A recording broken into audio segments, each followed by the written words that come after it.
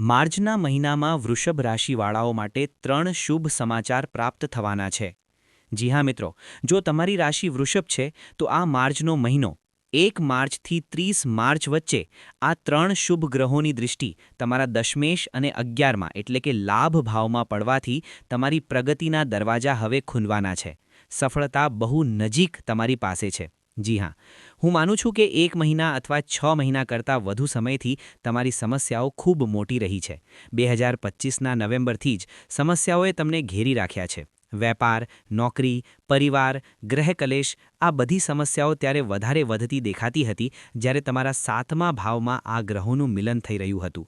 ધીમે ધીમે હવે માર્ચનો મહિનો આવ્યો છે અને આ માર્ચના મહિનામાં 4 ગ્રહ ખૂબ શુભ સ્થાને બેસવાથી વૃષભ રાશિવાળાઓ માટે પ્રગતિના દરવાજા હવે ખુલવાના છે।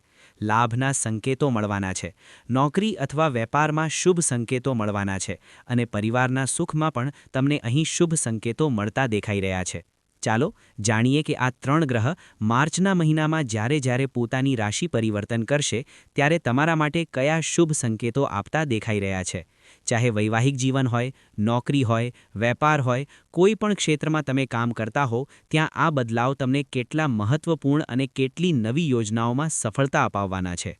તો જાણતા પહેલા હું મારું પરિચય આપી દઉં। હું છું પંડિત આર.કે. પાઠક અને તમે જોઈ રહ્યા છો તમારું જ YouTube ચેનલ જ્યોતિષ એસ્ટ્રો।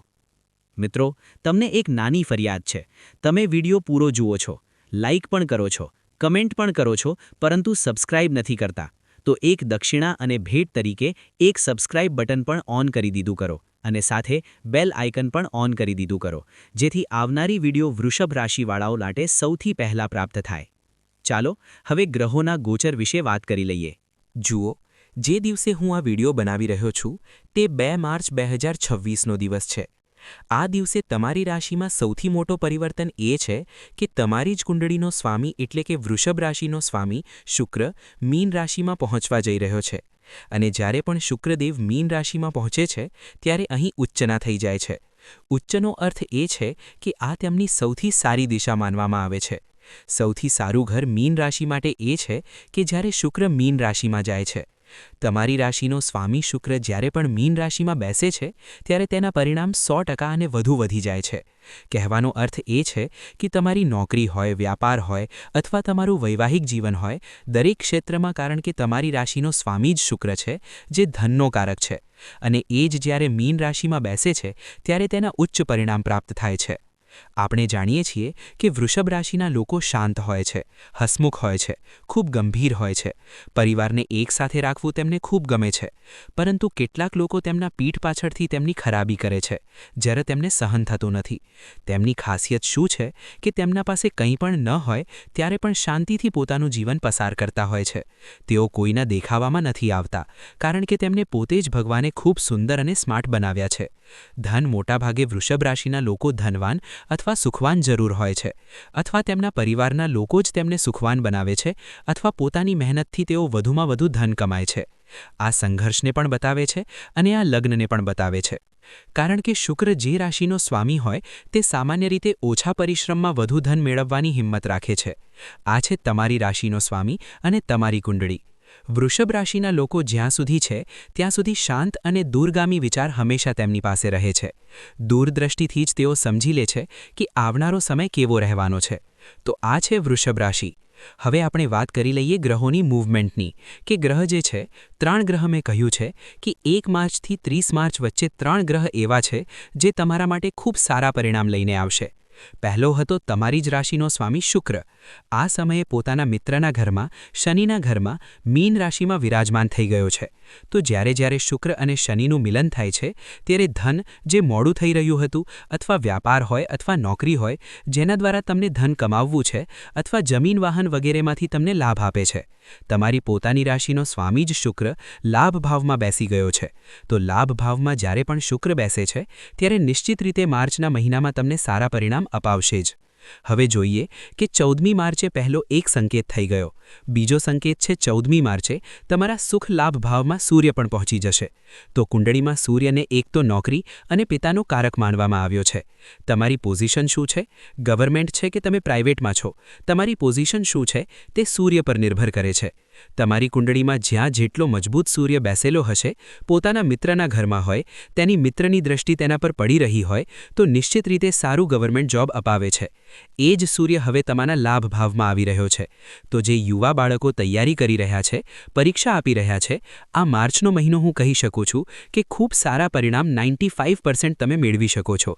નોકરી પણ મળી શકે છે, કારણ કે સૂર્ય અને શુક્ર, ધન અને નોકરી આ બંનેનો સંગમ થઈ રહ્યો છે. અને સાથે શનિ, અહીં અનુશાસન સૌથી મોટી વસ્તુ રહેશે.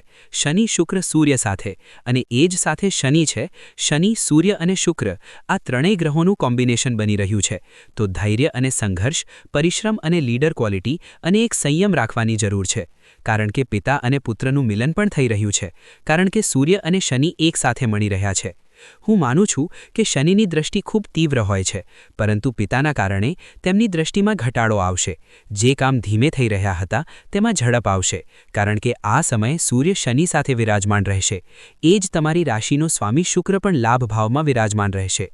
તો હું કહી શકું છું કે 2 માર્ચ 2026થી 30 માર્ચ 2026 સુધી તમને શુક્ર તરફથી ખૂબ સારા પાવરફુલ પરિણામ મળવાના છે. શુક્રને વૈવાહિક જીવનનો કારક પણ માનવામાં આવે છે. જો વૈવાહિક જીવનમાં કોઈ સમસ્યા આવી રહી હતી, તો તમે માનશો કે 2 માર્ચથી 27 માર્ચ વચ્ચે તમારા ઘરમાં નિશ્ચિત રીતે શહેનાઈ વાગવાની સંપૂર્ણ સંભાવના બની રહી છે. કારણ કે તમારી રાશિનો સ્વામી શુક્ર અને લગ્નનો કારક શુક્ર ઉચ્ચનો થઈ રહ્યો છે. તો જ્યારે પણ શુક્ર ઉચ્ચનો થાય છે, ત્યારે નિશ્ચિત રીતે વૈવાહિક જીવનમાં સફળતા મળે છે. હવે બીજી તરફ જોઈએ તો જો કોઈ લિવિંગ રિલેશનશિપમાં છે અથવા લવ લાઈફ છે, અરેન્જ મેરેજ કે લવ મેરેજ જે કંઈ પણ હોય, તમને જો તમે કોઈને પસંદ કરો છો, છોકરો હોય કે છોકરી, તો અહીં સંબંધોમાં ખૂબ સારી સુધારણા આવતી દેખાઈ રહી છે. જે તમારા સંબંધો બગડી ગયા હતા, એટલે કે તમારી વાતચીત થતી નહોતી, ઘણા સમયથી મનમુટાવ ચાલી રહ્યો હતો, કારણ કે શુક્ર ને પ્રેમનો કારક માનવામાં આવે છે. એટલે જ તો અમે કહીએ છીએ કે શુક્ર પ્રેમનો કારક માનવામાં આવે છે, અને શુક્ર અહીં ઉચ્ચના થવા જઈ રહ્યા છે. તો જેમના વચ્ચે ઝઘડા થઈ રહ્યા હતા લગ્ન સંબંધોમાં અથવા લવ લાઈફમાં અથવા અરેન્જ લાઈફમાં, તે સમસ્યાઓનું સમાધાન મળતું દેખાઈ રહ્યું છે. તમે છોકરા હો કે છોકરી, અહીં શુક્ર ઉચ્ચના થવાથી વૃષભ રાશિવાળાઓ માટે વૈવાહિક જીવન, અરેન્જ લાઈફ અથવા લવ લાઈફમાં સારા પરિણામ અપાવશે. હવે બીજી તરફ જઈએ તો તમારી કુંડળીમાં મંગળ આ સમયે દશમેશના સ્વામી બન્યા છે. જુઓ, મંગળ જ્યારે દશમેશમાં હોય છે, તો કહેવત છે કે જ્યારે પણ કુંડળીમાં મંગળ દશમેશમાં હોય છે, દુનિયા તેના વશમાં હોય છે. ઠીક છે, એ જ જગ્યાએ રાહુ દશમેશમાં હોય તો દુનિયા તેના વશમાં હોય છે. આ બંને ગ્રહ એક સાથે બેઠા છે, અંગારક યોગ બનાવે છે. મેં તમને અગાઉ વિડીયો બનાવીને બતાવ્યો હતો. જો તમે જોયો હોય કે રાહુ અને મંગળનો યોગ અંગારક યોગ બને છે, પરંતુ અહીં મંગળ બેસવાથી કુલદીપક યોગ પણ બને છે. અહીં મંગળ પોતાની ઉદિત સ્થિતિમાં આવવાના છે 11 માર્ચે. આ વાતનો ખાસ ધ્યાન રાખજો કે 11 માર્ચે મંગળ ઉદિત થવાના છે, જે અસ્ત થઈને ચાલી રહ્યા હતા. હવે મંગળ ડિગ્રી પકડવાનું શરૂ કરશે અને અહીં 45 દિવસ રહેશે. 45 દિવસ રહેશે અને મંગળ દશમીમાં હોય ત્યારે નિશ્ચિત રીતે જમીન સાથે જોડાયેલા, નોકરી સાથે જોડાયેલા સારા લાભ અપાવે છે. જે લોકો રિયલ એસ્ટેટમાં પ્રોપર્ટી ડીલિંગનું કામ કરે છે, તો આ માર્ચનો મહિનો તમે ગાંઠ બાંધી લેજો. તમારી આવકના સ્ત્રોત ડબલ થઈ જશે, કારણ કે ફેબ્રુઆરીના મહિને અને માર્ચના મહિને તમે ભેગું કરીને જુઓ તો અહીં માર્ચના મહિને તમારા સ્ત્રોતોની સંખ્યા એટલે કે ધન આવવાની સંખ્યા વધુ વધશે, અથવા તમારી પ્રોપર્ટી ડીલ જે ઘણા સમયથી અટકેલી હતી, તે ડીલોમાં ખૂબ સારા પરિણામ મંગળ અપાવશે, કારણ કે અહીં બુધ પણ છે. બુધ હું માનું છું કે અસ્ત થઈને ચાલી રહ્યા છે, પરંતુ બુધ વાણી અને ફાઇનાન્સના દાતા છે. મંગળ અને બુધ અને રાહુ આ ત્રણ ગ્રહ અહીં જ વિરાજમાન છે અને અહીંથી તમારા દશમેશને કવર કરી રહ્યા છે. તો જે લોકો ઇન્ટરવ્યૂ આપવા જઈ રહ્યા છે અથવા વક્તા છે, પ્રવક્તા છે, જ્યાં પણ તમે કામ કરવા જઈ રહ્યા છો, તે વસ્તુઓ જરૂર જુઓ. બુધ, મંગળ અને રાહુ. હું તેમના માટે ઉપાય પણ કહીશ તમને કે કયો ઉપાય તમને કરવો જોઈએ, કયા ક્ષેત્રમાં તમે કામ કરી રહ્યા છો. તો હવે 3 માર્ચ. હવે એક વાત વધુ સમજીએ. સૌથી મહત્વપૂર્ણ વાત, 3 માર્ચ 2026ના રોજ આ માર્ચનો અને વર્ષનો પહેલો ચંદ્રગ્રહણ પણ લાગવાનો છે. પહેલો ચંદ્રગ્રહણ જે 3 માર્ચે રહેશે, કારણ કે 3 માર્ચે 3:20થી લઈને 6:46 સુધી અહીં સૂર્ય વિરાજમાન છે. ઠીક છે, સૂર્ય અહીં વિરાજમાન છે. સૂર્ય અહીં જ રહેશે. રાહુની દૃષ્ટિ ચંદ્ર પર છે અને મંગળની દૃષ્ટિ ચંદ્ર પર છે અને સૂર્યની દૃષ્ટિ પણ ચંદ્ર પર છે. આ 4 ગ્રહોની દૃષ્ટિ ચંદ્ર પર છે અને ચંદ્ર મનનો કારક હોય છે અને ચંદ્ર અહીં પીડિત દેખાઈ રહ્યા છે. પીડિતનો અર્થ અહીં નબળા થતા દેખાઈ રહ્યા છે. તો હું તે માતાઓ બહેનોને કહેવા માંગુ છું જે ગર્ભવતી છે. અમારી બહેનો જે છે તેઓ આ દિવસનું ખાસ ધ્યાન રાખે. આ દિવસે શું છે? આ દિવસે ચંદ્રગ્રહણ છે. તો તમે જે ગર્ભવતી અમારી બહેનો છો તેમને હું કહેવા માંગુ છું કે તમે આ સમયે બહાર ન નીકળો. 3:20થી લઈને 6:46 સુધી આ સમયનું ખાસ ધ્યાન રાખો. આ 3 માર્ચે પડશે. જેમ જેમ મહિનો આગળ વધશે તેમાં 3 માર્ચે રહેશે. આ દિવસે થોડું સાવધાન રહેવાની જરૂર છે અને આ સમયે સંકીર્તન કરો, ભગવાનના નામોનો જપ કરો અને આ સમયગાળામાં 3થી લઈને 6:20 સુધી તમારા ઉપર ચંદ્રગ્રહણનો પ્રભાવ રહેશે તો તમે ઘરે જ રહો. સૂતક કાળ 9 કલાક પહેલાં લાગી જશે સવારથી. તો તે સમયે તમને જો ભોજન કરવું હોય તો કરી લો, જે પણ કામ કરવું હોય કરી લો, પરંતુ ભગવાનની પૂજા આ સમયે થતી નથી. ઠીક છે? આ સૂતક કાળમાં ભગવાનના પટ લાગી જાય છે. ભગવાનને જોવામાં પણ આવતા નથી, કારણ કે ભગવાન આ સમયે પીડામાં રહે છે. તો ભગવાનના પટ લગાવી દેજો, ગેટ લગાવી દેજો. લાઇટ જો તમારા ભગવાનના રૂમમાં ચાલુ હોય તો તેને બંધ કરી દેજો, ઓફ કરી દેજો. ઠીક છે?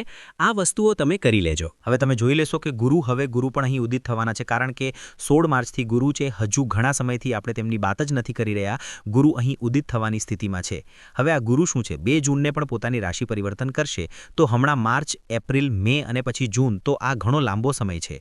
પરંતુ અહીં ગુરુનું ઉચ્ચનું હોવું એટલે કે ઉદિત થવું ક્યાંક ને ક્યાંક સમસ્યાઓ ઘટાડવાવાળા છે. ધન ભાવમાં બેઠેલા છે તમારા ગુરુ, તો હું માનું છું કે ભાગ્યમાં જે મોટા પરિણામ અપાવે છે તે ગુરુ અપાવે છે અને ગુરુ હવે ઉદિત થવાના છે, કારણ કે આ હજુ ડાઉન ચાલી રહ્યા હતા, અસ્ત અવસ્થામાં ચાલી રહ્યા હતા. હવે અસ્ત અવસ્થામાં કોઈ પણ ગ્રહ શુભ પરિણામ આપતો નથી. જેમ મંગળ પણ અસ્ત થઈને ચાલી રહ્યા હતા, બુધ પણ અસ્ત થઈને ચાલી રહ્યા હતા, ગુરુ પણ વક્રી થઈને હવે ઉદિત અવસ્થામાં આવશે. જે પણ ગ્રહ ડિગ્રી મુજબ આગળ વધે છે તેના પરિણામ સારા જોવા મળે છે, કારણ કે રાહુ આ સમયે ડિગ્રીમાં બેઠો છે અને ડિગ્રી મુજબ આગળ જઈ રહ્યો છે. તો સૌથી સારા પરિણામ આ સમયે રાહુના મળી રહ્યા છે. હવે મંગળ અને રાહુ અહીં બંને બેઠા હોવાથી તમને થોડું ઇલ્યુઝન અને ભય પેદા કરશે, પરંતુ તમે આ વસ્તુઓમાંથી બહાર નીકળવાનો પ્રયત્ન કરજો. કોઈ પણ પ્રકારના ભયથી તમે ડરવાનો પ્રયત્ન ન કરશો, કારણ કે અહીં મંગળ અને રાહુના યોગથી થોડું ઇલ્યુઝન અને ભય પેદા કરશે. કોઈ કામ તમારું ડિલે થશે અથવા અચાનક અટકી જશે તો તમને અટકવું, ડરવું નથી. પોતાના કામને બંધ નથી કરવાનું. સમાન ગતિથી તમે કામ કરતા રહેજો, સફળતા મળશે. હવે ઉપાય સાંભળો તમે કે તમને શું શું ઉપાય કરવાના છે આ સમયે, આ મહિનામાં. સૌથી પહેલાં તો તમારી રાશિનો સ્વામી શુક્ર છે જે ઉચ્ચ ન થવાનો છે. આ સૌથી મહત્વપૂર્ણ સમાચાર અને ખુશખબર તમને છે. અને અહીં જો શક્ય હોય તો તમે શુક્ર, તમારી રાશિનો શુક્ર જે માલિક જ શુક્ર છે, શુક્રદેવ છે, તો તમારે શું કરવું જોઈએ? તો તમારા માટે શુક્રવારનો દિવસ ખૂબ જ ખાસ બની જાય છે. અને શુક્રવારના દિવસે જો તમે વ્રત રાખો છો, વૈભવ લક્ષ્મીનું વ્રત રાખો છો, નિશ્ચિત રીતે હું ગેરંટી સાથે કહી શકું છું કે તમારું જીવન બદલાઈ જશે. તમે વૈભવ લક્ષ્મીનું વ્રત રાખજો, કારણ કે જો જોઈએ તો તમારી રાશિનો સ્વામી શુક્ર છે અને લક્ષ્મી તમારા આરાધ્ય છે. આરાધ્ય દેવીની પૂજા જરૂર કરવી જોઈએ. તો તમારા જે આરાધ્ય છે તે લક્ષ્મીજી છે. તો લક્ષ્મીજીના મંત્રોનો જપ કરજો. તેમના મંત્રોનો જપ કરવાથી, તેમના શૃંગાર કરવાથી, લક્ષ્મીજીને મીઠાઈનો ભોગ, મંત્રોનો જપ કરવો અથવા સફેદ વસ્તુઓનું દાન કરવું, લક્ષ્મીજીના આગમનની સંપૂર્ણ સંભાવના બને છે અને તમારા જીવનમાં ધન આગમનની સંભાવના બને છે. તો પહેલી વાત તો અમે તમને આ સલાહ આપીશું કે શુક્ર તમારો ઉચ્ચનો થઈ રહ્યો છે, તો અહીં જો શક્ય હોય તો તમે વૈભવ લક્ષ્મીનું વ્રત રાખજો, જે છે વૃષભ રાશિના લોકો, ટોરસ રાશિના લોકો. અને શુક્રવારના દિવસે સફેદ વસ્તુઓ જેમ કે ચોખા છે, દૂધ છે, દહીં છે, બ્રેડ છે, પનીર છે, આ વસ્તુઓનો તમે દાન આપી શકો છો. કોઈ પણ જરૂરિયાતમંદને અથવા કોઈ અનાથ આશ્રમમાં જઈને તમે આ વસ્તુઓનું દાન આપી શકો છો. સારા લાભ પ્રાપ્ત થશે. હવે બીજી વસ્તુ સમજી લો, મંગળ અને રાહુનું અહીં અંગારક યોગ છે. મંગળ અહીં ઉદિત થવાના છે, તો શક્ય હોય તો તમે મંગળવારના દિવસે હનુમાન ચાલીસાનું પાઠ કરી શકો છો. અને જો નહીં કરી શકો તો તેમના મંદિરમાં જરૂર જઈ શકો છો. જો તમે ક્યાંક વેપાર માટે જઈ રહ્યા હો અથવા તમે ક્યાંક નોકરી કરવા જઈ રહ્યા હો, તો રસ્તામાં જો તમને હનુમાનજીનું મંદિર દેખાય અને તમારી પાસે સમય ન હોય તો તમે દૂરથી જ હાથ જોડીને પ્રણામ કરી શકો છો. હાથ જોડીને થોડો સમય તેમના મંત્રોનો જપ કરી શકો છો. જો મનમાં, જો તમે પવિત્ર છો, તમે સ્નાન કરીને ઘરેથી નીકળ્યા છો અને તમે તાજા છો, તો તમે હનુમાન ચાલીસા મનમાં જ ગુનગુનાવી શકો છો. કહી શકો છો, સે ગુરુ ચરણ સરોજ રજ, નિજ મન મુકુર સુધાર, બરનઉ રઘુભર વિમલ યશ, જો દાયક ફલચાર. તો આ રીતે તમે હનુમાનજીના, તો અહીં તમારા દશમ ભાવમાં વધારો થશે, કારણ કે મંગળ અહીં અસ્ત ચાલી રહ્યા છે. ઠીક છે, આ વસ્તુઓ તમે કરી શકો છો. ત્રીજી વસ્તુ તમે ગુરુ માટે કરી શકો છો.